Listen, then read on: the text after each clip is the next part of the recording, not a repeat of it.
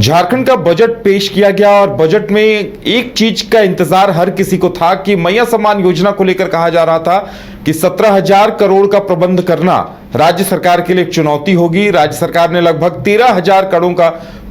करोड़ का प्रबंधन किया है और कहा है कि इतने पैसों से काम चल जाएगा। लेकिन इस बारे में क्या कुछ कहा गया, सत्ता पक्ष ने इस पर क्या कुछ कहा है, ये जानने की कोशिश करेंगे। मदन, ये बताया जा रहा था कि 17,000 करोड़ रुपए खर्च होने हैं, लेकिन राज्य सरकार की ओर से बजट में 13,000 करोड़ का प्रावधान किया गया है। क्या कुछ कहा गया सत्ताधारी दल की तरफ से इस पर? बिल्कुल, देखिए, आज जब वित्त मंत्री सदन में बजट पेश करके मीडिया से मुखातिब हो रहे थे, प्रेस वार्ता कर रहे थे, तब ये सवाल जरूर हमने किया और ये जानने की कोशिश की कि आखिर जो मैया सम्मान योजना के राशि को लेकर के और संख्या को लेकर के जो कैबिनेट से स्वीकृति मिली थी, उसमें लगभग 56 लाख महिलाओं की संख्या जो है बताई गई थी। ऐसे में अगर 56 लाख महिलाओं के औसतन अगर हम देखें 2,500 रुपए, तो वो अगर पूरे वर्ष के आंकड़े को देखें तो लगभग 17,000 करोड़ के करीब पहुंचते हैं। लेकिन जब वित्त मंत्री से हम लोगों ने पूछा कि इस बजट में सिर्फ 13,000 करोड़ के जो उपबंध किए गए हैं, इसके क्या मायने हैं, तब उन्होंने स्पष्ट तौर पर कहा कि कई जिलों में लाभुकों के जो गड़बड़ियां हैं वो पाई गई है। एक ही नाम पर कई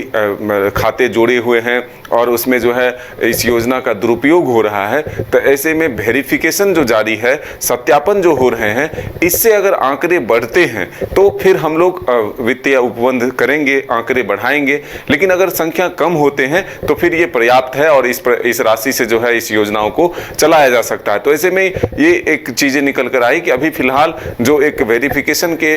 काम चल रहे हैं, वो जब तक पूरे नहीं हो जाते तब तक एक आंकड़े नहीं आएंगे कि इस योजना के लाभुक जो है वो 55 लाख हैं कि 56 लाख हैं या फिर 61 लाख या 67 लाख तक पहुंच सकते हैं। तो ये जरूर हम कह सकते हैं कि इसको लेकर के सत्ता पक्ष को घेरने की कोशिश विपक्ष ने भी की है कि मैया सम्मान योजना जो है सिर्फ एक दिखावे का रह गया है, इसमें कोई जान नहीं है और सिर्फ लोगों को धोखा देने के लिए बनाया गया है। अब ये सीधे तौर पर आरोप इसलिए भी लग रहा है क्योंकि जो चुनाव के बाद एक किस्त आए और 2 महीने के पैसे जो हैं फिलहाल नहीं आए हैं, तो इसके बाद विपक्ष को एक मौका मिला है सवाल उठाने का। और सदन में जो बीजेपी के विधायक हैं सीपी सिंह, उन्होंने प्रश्न भी लाया था कि आखिर मैया सम्मान की राशि कब तक मिलेगी और दिव्यांग और जो विधवा महिलाएं हैं उनको भी इस योजना से जोड़ा जाए। तो अब देखना होगा कि सरकार इसको लेकर के क्या पहल करती है। लेकिन ये जरूर है कि सरकार की सबसे महत्वाकांक्षी योजना अगर है तो वो मैया सम्मान योजना है और बजट में अगर सबसे अधिक राशि भी किसी